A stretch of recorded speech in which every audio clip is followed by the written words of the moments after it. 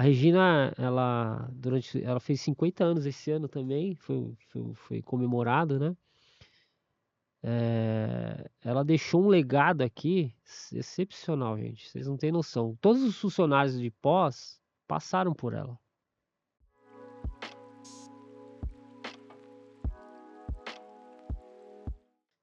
Eu sou o Nelson Alves Caetano. Eu nasci em 23 de março de 72. Nasci em São Paulo, capital. Sempre estive aqui no Butantã. Desde a minha infância toda foi aqui. Eu sempre fui muito próximo da USP. Então, eu morei no Rio Pequeno 5 anos e depois estou nessa outra casa já há 45 anos. Que também é aqui próximo, no máximo uns 8 quilômetros daqui, né? Mais ou menos isso. Assim, todo o meu desenvolvimento foi muito próximo daqui da USP, né? Então minha infância foi muito próxima. Eu via, era uma celebração vir aqui.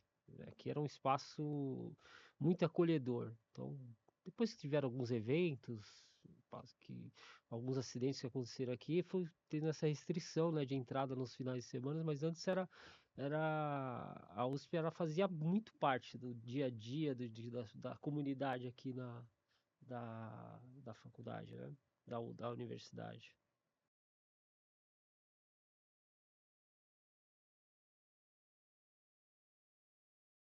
Eu já estou aqui há 20 anos, fiz dia 4 de novembro de 2024, fiz 20 anos de universidade. Então, para mim foi um recorde absoluto de permanência num local de trabalho. Eu adoro trabalhar aqui. Acabei trabalhando, estudando, fiz o meu mestrado aqui, estou fazendo meu doutorado. Já fiz duas MBA, estou partindo para uma terceira, tudo interno aqui, tudo com isenção. Sempre gostei de estudar e aqui eu estou unindo o útil ao agradável. Então, os meus cursos de MBA, eu sempre tento agregar o que eu vou aprender nesses cursos para o que eu vou aplicar aqui na minha função, né? Então, eu fiz gestão escolar de EAD pela Exalc, fiz também controladoria na FIPECAF, que é uma fundação da FEA. Agora estou querendo fazer MBA em IA e processamento de dados, porque é justamente a área que eu estou trabalhando agora, né? Quando eu entrei na USP, eu passei no concurso que tinham 1.000 pessoas e era uma vaga só. Eu passei em terceiro, mesmo acertando tudo na prova, eu fiquei, por causa dos critérios de desempate, eu fiquei em terceiro. Mas aí abriram mais vagas e eles chamaram, né? Fui trabalhar na diretoria acadêmica da Pró-Reitoria com o Sérgio Orsini. Fiquei um ano lá, depois vim para a FEFELESH, inicialmente na pós-graduação com a Regina. Fiquei lá 4 anos e quase 5 anos. Te automatizou bastante as coisas. A maioria dos formulários que estavam lá, que eram todos em papéis, a gente passou a automatizar, né? Isso foi uma das revoluções que a gente fez lá. E depois eu fui para a História. E na História eu fiquei 10 anos. Dali na História, fui para pós-graduação, cuidava dos dois programas, né? O de História Social e História Econômica. E acabei fazendo História Econômica, o mestrado lá, né, com o professor Wilson do Nascimento. E o meu doutorado esse mestrado eu fiz falando sobre teorias keynesianas, né, aplicadas durante o governo Lula. E já o doutorado, eu tô indo para a temática do café, mas não a temática clássica do café, que é falar sobre a produção, a era do café. Não que isso não seja relevante, ele e tem bastante estudo, mas eu peguei um recorte que fala sobre a indústria do café em si, a partir das cápsulas Nespresso. E por que esse recorte? Porque é quando ocorre a inversão da balança comercial do Brasil em relação à Alemanha. Então, a Alemanha começa a faturar muito mais do que o Brasil, que é o maior produtor de café. Então, isso me intrigou e eu quis estudar sobre isso. E a atuação lá na história foi assim, também tinha poucos funcionários lá, era eu, o Oswaldo, e acabamos depois tendo 2 estagiários, mas para a, a área de história social, que é o maior programa aqui da FFLESH, é o que tem maior número de professores, é um programa que tem oscila entre 60 e são 60 professores da casa e 30 externos que estão vinculados ao programa. Então é um programa que tem 90 professores. É muito grande. Estamos falando de aproximadamente 600 alunos de doutorado e mestrado. Então assim, bem parrudo. Diria que acho que se não me engano é o maior da universidade. Se não me falha a memória, acho que talvez da medicina e da poli tem alguma coisa parecida, e só. E, e a geografia humana também, é o segundo maior da FFLESH. E também foi muita essa coisa de automação, onde eu passo é marcante, porque eu gosto de entender os processos, automatizar eles e deixar eles maximizados para melhorar o atendimento para os usuários, né? E para mim ser uma coisa mais prática também, né? Quando você automatiza, você planeja tudo aquilo lá, e você planejando, você acaba detectando problemas e dando soluções. Então, isso para mim é uma coisa bem automática. Onde eu entro, onde eu vou trabalhar, eu sempre tenho essa vocação. E eu tenho sorte de trabalhar com pessoas que se às vezes até não está tão familiarizado, mas acaba vendo que aquilo funciona e toca, né? Gosta da situação e deixa. E também tive pessoas chefes, né, que acreditam nisso, né? Que deram carta branca para me poder desenvolver.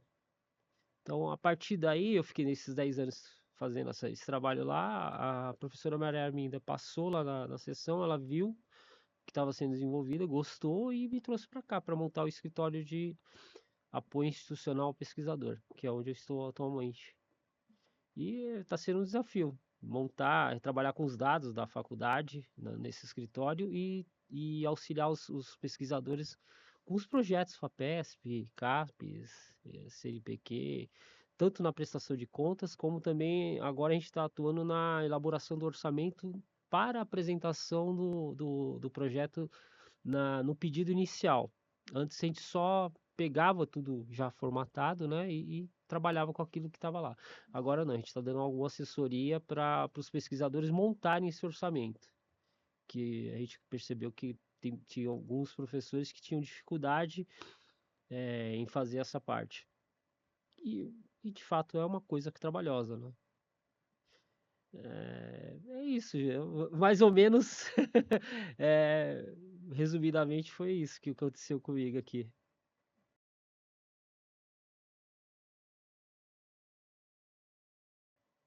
É uma coisa bem curiosa, né? Porque a FEFELESH ela é a unidade, a maior unidade da universidade. E ao mesmo tempo, essa grandiosidade, ela traz uma série de expectativas, né, para todo mundo.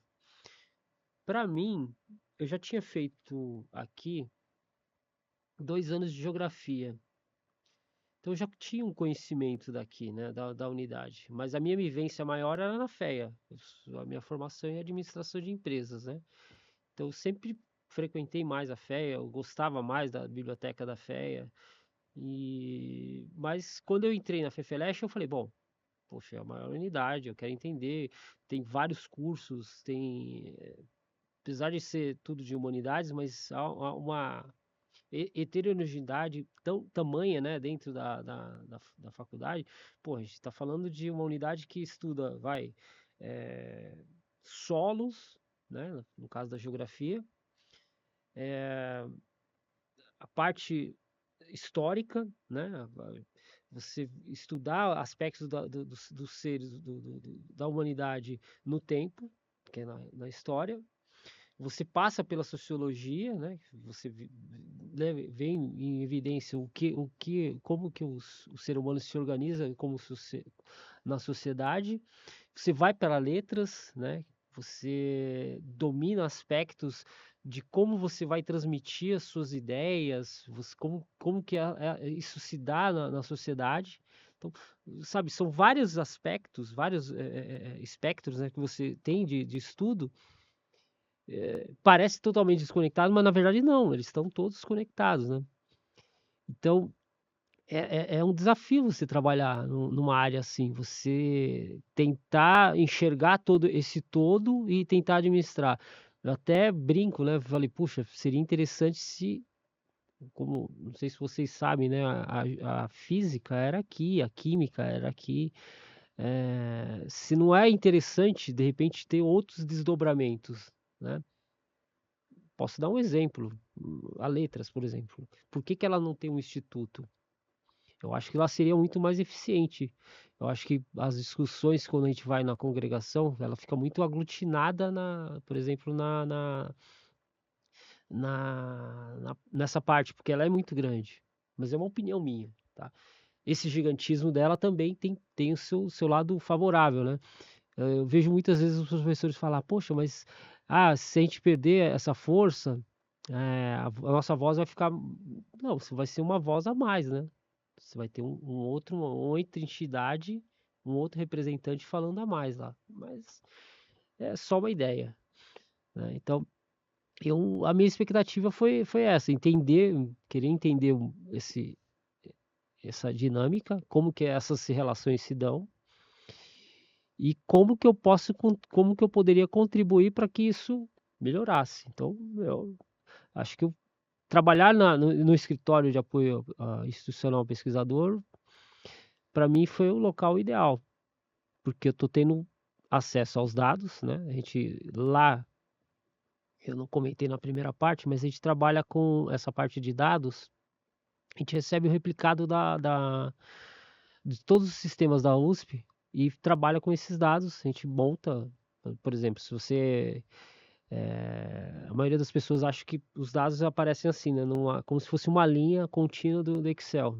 E não é. Para você ter um dado aqui dentro da faculdade, você tem que ter várias chaves e você pesquisa várias tabelas para formatar aquele dado, né? Ele não é dado assim, ele não está posto ali. Então, esse é um trabalho hercúleo. Montar esses dados, interpretar eles, dar de uma maneira palatável para que os gestores tenham uma tomada de decisão melhor para a nossa unidade. E isso eu me orgulho, a gente está avançando bastante ali. Então, esse desafio, eu acredito que a gente está vencendo e dando esse retorno para toda a comunidade nossa daqui da FEFELESH.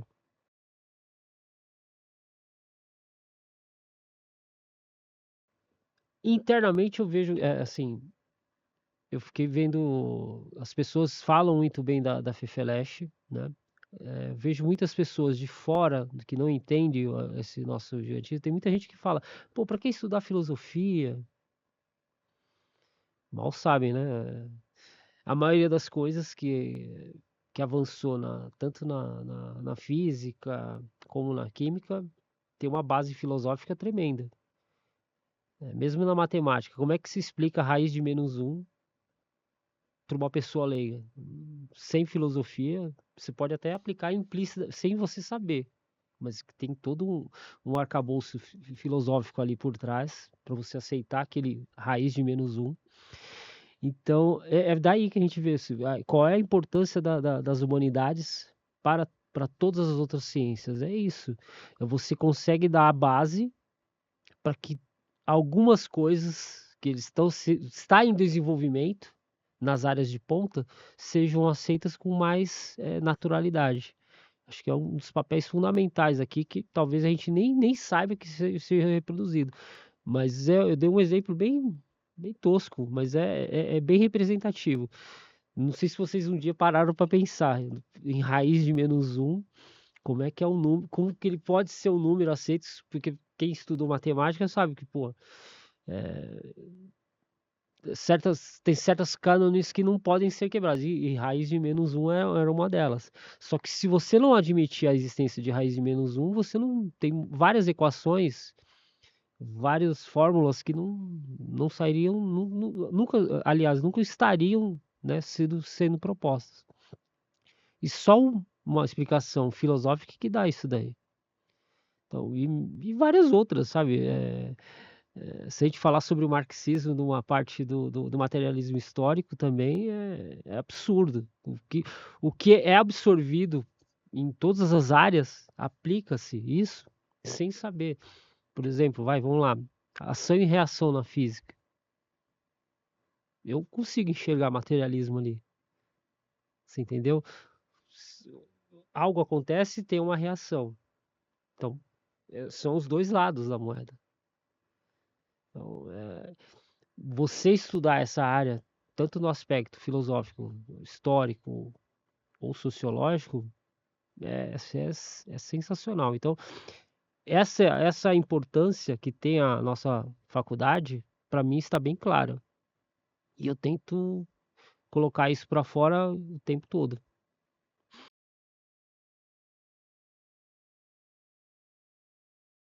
Bom, os formulários que eram todos em papel, a gente automatizou.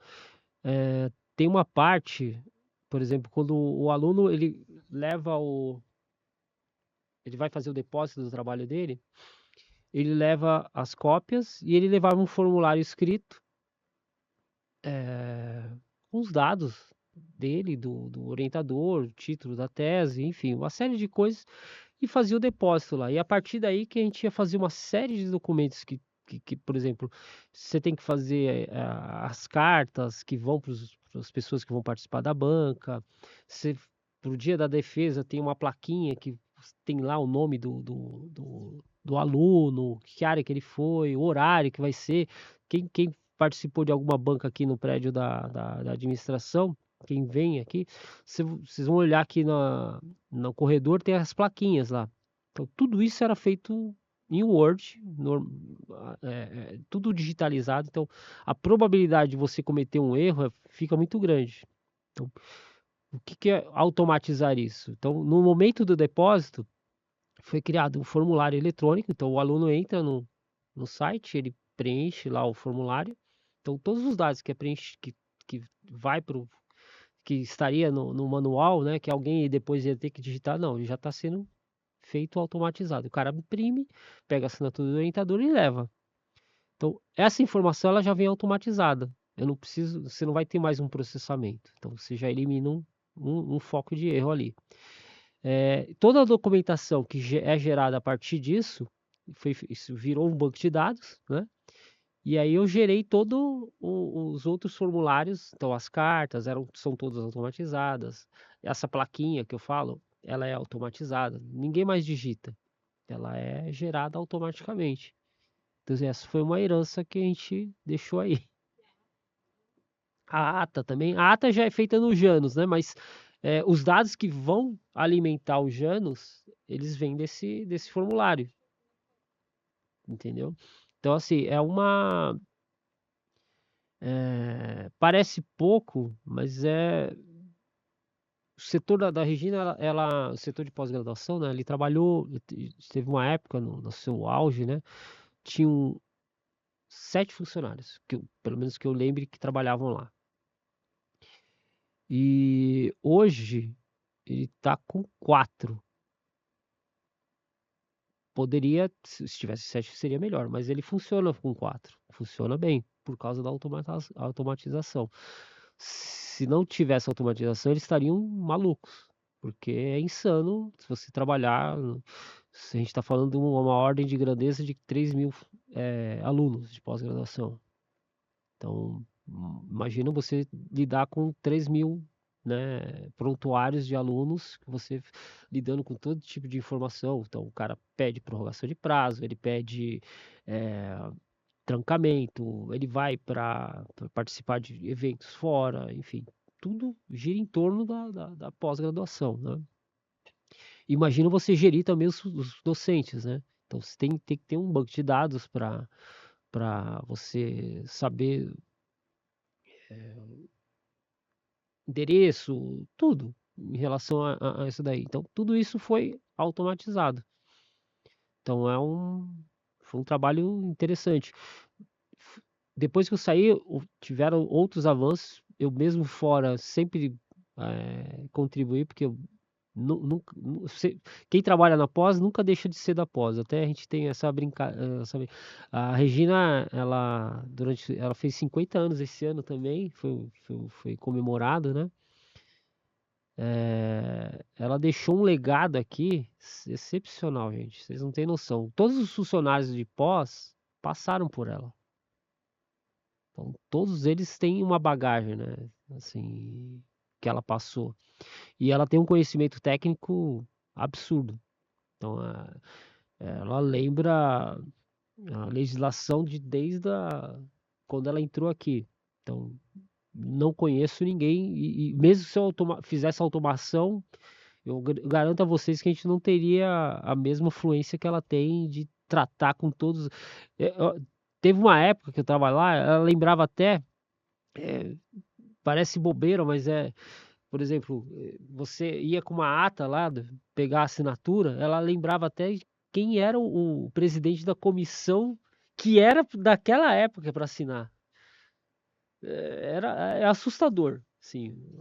A capacidade técnica que ela tem é absurdo. Então, assim, todo mundo que passou lá foi ser chefe de alguma secretaria de pós aí nas nossas unidades aí. Então, a gente está falando de 26 programas de pós-graduação. Então, a gente tem 26 funcionários que de alguma forma passou aqui com a Regina, se não direto ou indiretamente, mas passou aqui. Ela teve uma época que a gente fazia reuniões até eram para ser bimestrais, aconteceu por um período. E as reuniões, eu gostava dessas reuniões. Tem muita gente que não curte muito, mas eu gostava porque você troca experiências, né? Então, o que está sendo desenvolvido num setor pode funcionar bem em outro, ou pode ter um terceiro setor que até já tenha avançado mais nessa coisa, né? Então, você só vai ter essas trocas se você tiver reuniões, se você colocar essas pessoas para conversar. Eu acho que, eu não sei se elas estão acontecendo ainda, mas na minha época, eu gostava e achava importante essas trocas.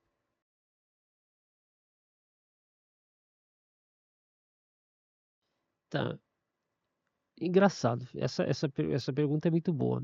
Lá na reitoria, eu fiquei pouco tempo lá, mas lá a gente tinha, eu sentia que eu tinha mais espaços de convivência com outros funcionários do que aqui. É engraçado, aqui eu sinto assim, as pessoas elas meio que se isolam aqui. São raríssimos encontros que você vê.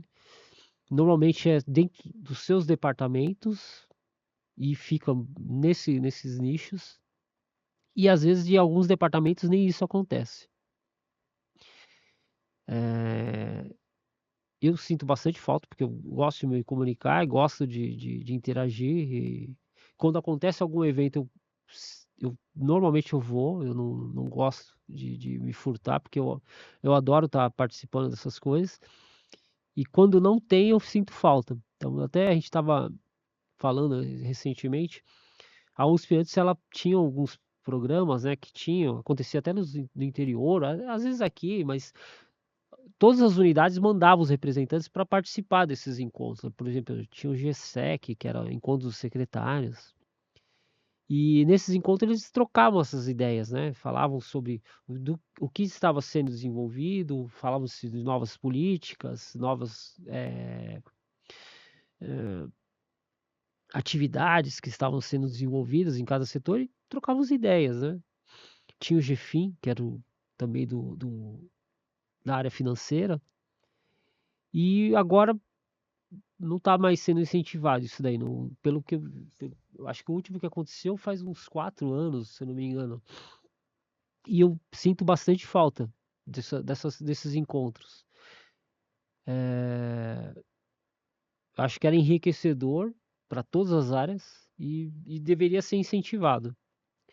Mas foi uma coisa que foi cortado, não sei o motivo, não sei se foi só o aspecto financeiro ou se havia alguma, sei lá, algum desentendimento. Nunca tomei conhecimento que houvesse algum desentendimento entre os funcionários ou entre as pessoas que estavam participando, mas eu sinto bastante falta desses encontros.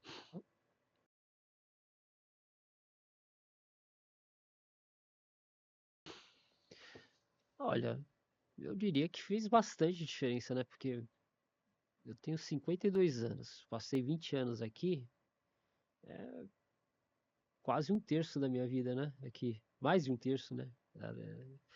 Então, assim, eu acho que aqui eu acabei me moldando, muita parte do que não estava consolidado da minha personalidade acabou sendo moldado aqui. Então, assim, toda essa parte de estudos, né, que eu acabei adquirindo, que eu acabei fazendo, conhecimento que foi adquirindo, basicamente foi aqui, sabe? Esse arcabouço de conhecimento, nenhuma outra unidade, sabe? Eu trabalhei em vários locais. Trabalhei na CETESB, que é a companhia de tecnologia e saneamento do estado de São Paulo. Eu trabalhei na gestão do Covas, no, na área de cerimonial do Palácio do Governo. Eu trabalhei no cerimonial da Assembleia Legislativa. Eu tive agência de publicidade. Então, assim, eu trabalhei em várias áreas, tive vários contatos, vários conhecimentos, mas nada se compara ao que eu tive aqui. E as oportunidades que eu tive, sabe? Só os cursos que eu fiz aqui, gratuitos, não tem preço. Então, assim, parece até engraçado, né? Eu me sinto em dívida com a universidade por ter adquirido esses conhecimentos, não em dívida com o que eu entrego, tá? Com o que eu entrego, eu acho que eu entrego aquilo que me é pedido e vou além sempre que possível. Mas essa parte do conhecimento eu acho sensacional, sabe? Até brinco, né? Eu tive a oportunidade de assistir aula sabe, do Milton Santos, sabe? É da área de geografia, mas eu achei sensacional, sabe? Eu tive aula com o Grespan, tive aula com, puxa, com o Jobson, que agora vai ser meu orientador da parte desse doutorado sobre o café. Tive contato com pessoas assim que, puxa, lá fora talvez eu nunca tivesse contato, sabe? Pô, falar com a professora Laura de Mello e Souza, com a professora Marina, eh, com a professora Fernanda da antropologia, assim, só algumas, sabe? Professor Paulo Martins, professora Maria Arminda, eles são, assim, excepcionais, gente.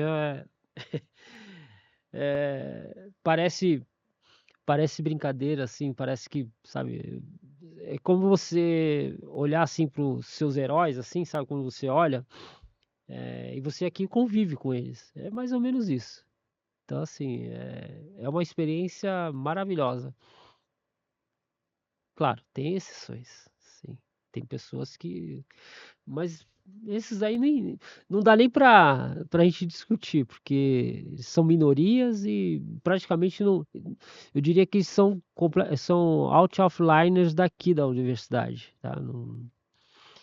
A universidade, ela é muito maior do que essas pessoas. Agora, essas outras que eu te falei, putz, são sensacionais, cara. É você olhar para o Brasil e falar, puxa vida, a gente tem algo que tá dando certo, que tá aqui na frente, que vai levar para um lugar legal. Que se a gente ficar só se apegando ao que a gente vê direto na TV, putz, sabe? Você só vê assassinato, não sei o quê, roubo, isso, aquilo, sabe? Quando você vem pra cá, parece que isso some, né? A gente tá num local civilizado, que as coisas aqui são planejadas, acontecem e são boas. Então essa é a sensação que eu tenho quando eu venho para cá. Essa é o legado que eu vejo que a faculdade ela deixou comigo. Então eu gosto muito e quando as pessoas vão trabalhar na minha área lá com a gente eu falo de novo, né, eu dei sorte de trabalhar com as pessoas que estão lá comigo, porque elas têm essa mesma ideia, então é bem legal.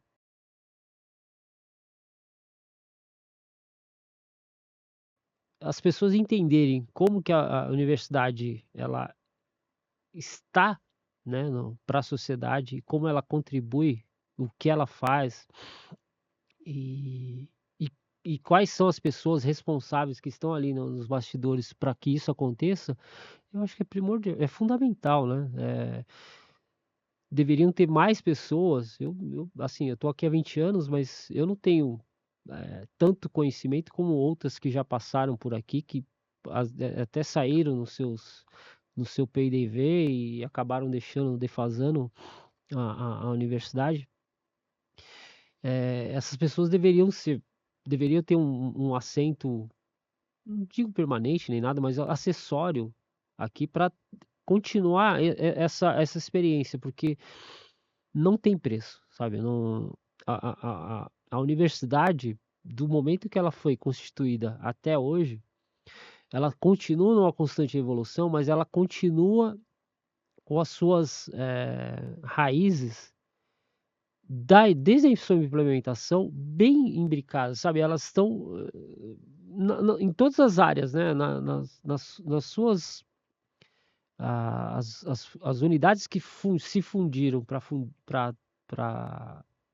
que a USP acontecesse, elas estão presentes aqui, sabe, cada um no seu aspecto, mas elas estão presentes e marcam, né, o aspecto do dia a dia aqui da faculdade.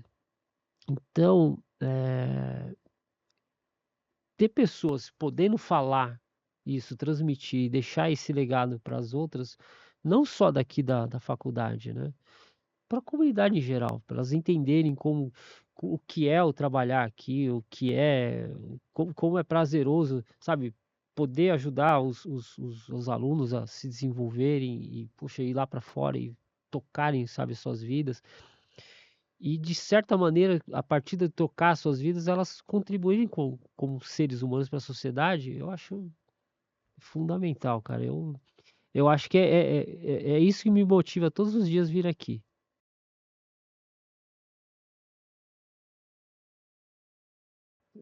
Teve um aluno, nossa gente, esse merece. Um aluno que veio da África, de um país que não tem convênio com o Brasil, que o Brasil ele assinou alguns tratados que alguns países africanos os alunos vêm para o intercâmbio aqui, eles entram num fluxo contínuo. E esse país em especial não tinha esse tratado, né?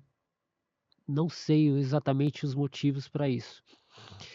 E esse cara, meu, ele veio aqui, ele não falava bem o português, ele não, e ele falou, eu tô aqui, tô passando fome, e o que que eu faço? Aí, pô, eu falei, caramba, cara, o que que eu posso ajudar? Você se comove, o ser humano, né, o cara tá ali. Eu falei: "Cara, o que que você pesquisa, né, o que que você". "Ah, eu fiz mestrado lá no Maranhão e agora eu queria fazer um doutorado, né". Eu falei: "Mas que área que você". Falou: "Ah, eu queria falar sobre, danças africanas". Falei: "Ah, tem um professor aqui da história que fala sobre cultura, né, cultura africana, e tal". Falei: "Ah, faz um projeto, a gente apresenta para ela, tal". Pois esse cara não apresentou. Aí eu dei todo um roteiro, falei: "Ó, faz como aluno especial para você saber como é que as coisas acontecem aqui na universidade, tudo, para você se familiarizar com a nossa, né, com as nossas didáticas. E aí você também, como aluno especial, você vai formatar o seu projeto, vai conseguir dar andamento, né, na sua área acadêmica". Pois bem, o cara fez o aluno especial, conseguiu uma vaga aqui no CRUSP, começou a se ajeitar, entrou no programa de história social, foi fazer o doutorado lá com a professora. É, e, meu, o cara ganhou bolsa, então o cara começou a se manter. Todas as vezes que eu o via, ele tava sempre com a mesma roupa. Então você via que era um cara, sabe, que precisava de ajuda, sabe? Ele precisava de, eu não digo nem ajuda, ele precisava de um norte ali. E aí eu falei, porra, que legal, o cara me ouviu. Primeiro eu fiquei comovido porque eu ouvi a necessidade e ele me ouviu. E isso é uma coisa que é importante, né? Entre os seres humanos que a gente não dá muita importância. Você ouvir a outra pessoa e de fato entender qual é o problema dela. Porque ele tinha todos os elementos para se fixar mas ele não tinha um caminho. E eu entendi isso. Eu podia simplesmente falar, olha, faz um processo seletivo e, né, tenta a sorte. E o cara não ia conseguir resolver o problema dele. Porque o problema dele não era a parte acadêmica. Isso ele fazia bem. Tanto que ele fez o projeto e entrou e, né, deu sequência. O problema dele era outro. Ele não tinha onde morar, cara. O cara não tinha onde comer. Teve dias lá que ele ia lá e falou, pô, Nelson, hoje eu não comi nada. Porra, eu ia lá e falava, vamos comprar um negócio lá na cantina, vamos comer, né? Vamos. Você não pode ficar. Era nesse nível, cara. E, e assim, pra mim foi uma oportunidade, cara, ajudar o cara, sabe? E eu aprendi muito com ele. Pô, aí a entrega que ele deu, né? Ele abriu, eu falei, poxa, você vai abrir portas para outras pessoas da sua comunidade vir aqui pro Brasil. Porque você aqui vai ser acolhido. Se você tiver essa determinação, as outras pessoas vão ter, vai ser acolhido. E engraçado, depois veio um outro cara da Venezuela, muito parecido a situação. Esse até para não dizer que era tão parecido, ele era professor na Venezuela. Então ele foi perseguido lá, ele veio para cá, para São Paulo, que, cara, ele chegou aqui e falou: "Meu, eu tô trabalhando na construção civil, sabe, eu não sei o que fazer". Eu era lá professor, tudo, isso aqui. Eu falei: "Pô, professor, mas você fez doutorado?" "Não, não fiz". Eu falei: "Então, faz o projeto, faz, tá, não sei". "Pô, mas que área?" Eu falei: "Pô, pega, que você dava de aula lá?" "Ah, dava aula de história". Eu falei: "Então, poxa, então pega essa área, o que que você quer, sabe, estudar? Qual é o problema que você quer abordar? Pô, fala do seu país mesmo, vai, da sua área, mais que você se sente mais à vontade". Então, esse olhar, eh, sabe, para o ser humano, eu confesso para vocês, aqui para mim exacerbou, sabe? Eu, eu olhava isso, eu falei, gente do céu, olha, sabe? A gente tá aqui, a gente tem os nossos problemas, claro, todo mundo tem, mas olha a situação desse cara. O cara saiu banido do país dele, veio para cá sem nada, veio com família. E o cara trabalhando na construção civil, uma área que ele nem conhecia, sabe? Então, poxa, que legal que eu consegui entender o problema dele e falar, poxa, olha, você com as suas ferramentas, você consegue se estabelecer, sabe? E foi outro que conseguiu tal. Quando ele conseguiu a bolsa, ele alugou um espaço, ficou com a família, aí conseguiu, sabe, dar dignidade. Ele falou, olha, o que eu achei legal aqui no seu país é que o SUS atende a todo mundo. Ele falou que lá no país dele não atendia. E assim, a gente fica assim, falou, pô, como assim não atende, né? A gente acha ruim. Tem, claro, tem os seus problemas, né? O SUS. Claro que tem. Poderia ser mais ágil, poderia ser, enfim. Mas ele atende, ele funciona, ele atende o propósito. E há países do primeiro mundo que não tem uma coisa tão parecida como o nosso. Então, assim, entender, pegar essas pessoas, entender o problema dela, e você poder ajudar, porra, isso não tem preço, cara. Isso pra mim, isso ficou bem marcado. São duas pessoas que eu não vou esquecer nunca. E, pô, e é legal que até hoje eles falam comigo, sabe? Eles me tratam como se eu fosse o salvador. Eu falei, cara, eu só dei um caminho para você que tem todas as ferramentas. Não sou eu que tenho esse objeto de conhecimento. Vocês é que tiveram, vocês que estão trazendo conhecimento para cá, não o contrário. Agora, o seu problema era outro. É isso eu acho legal. E, e eu acho que se eu não tivesse aqui, eu não teria toda essa visão.